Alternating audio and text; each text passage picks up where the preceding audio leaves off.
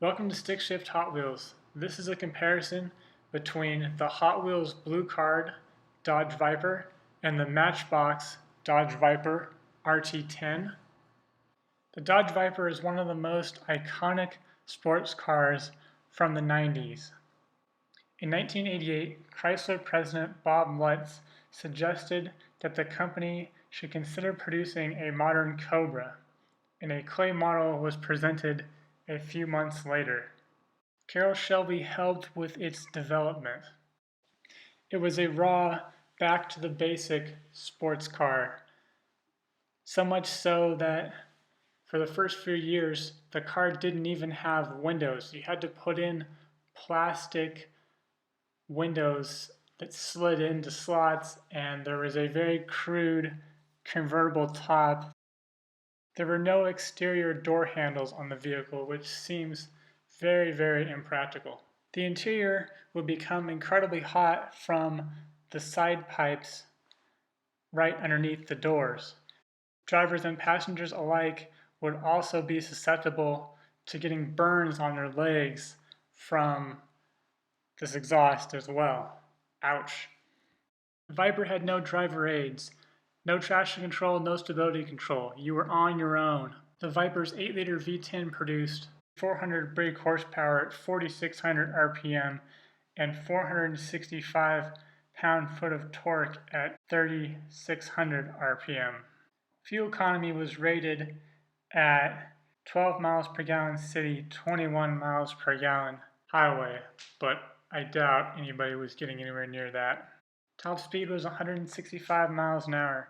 0 to 60 came by in 4.6 seconds, and the quarter mile could be done in 12.9 seconds at 113.8 miles per hour. This is the red Dodge Viper from the Hot Wheels Blue Card series, and this was a new model for 1990, and it was one of my favorite cars growing up. I thought the proportions of this car were pretty good until I picked up the red Matchbox model and found that it has superior proportions. It's a lot wider. The fog lights and front grille area on the Hot Wheels model are much better. There are a few downsides to the Hot Wheels version.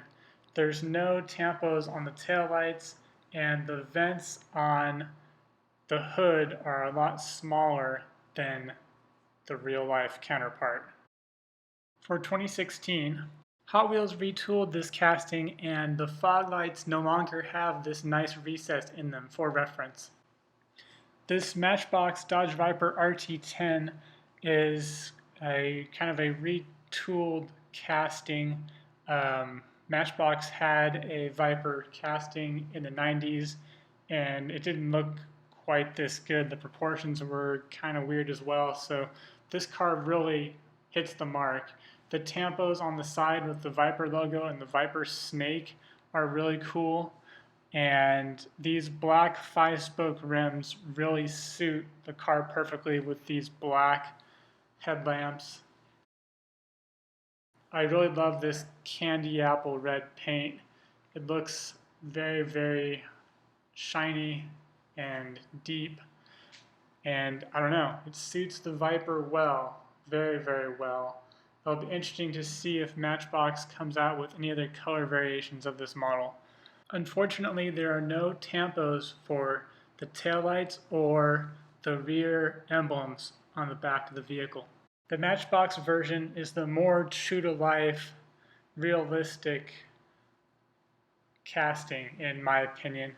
This Hot Wheels version looks kind of cartoonish when it's right next to the Matchbox version. I hope you liked this video of the Dodge Viper RT10 Hot Wheels versus Matchbox comparison.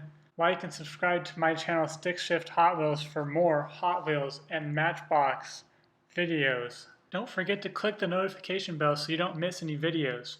Happy hunting!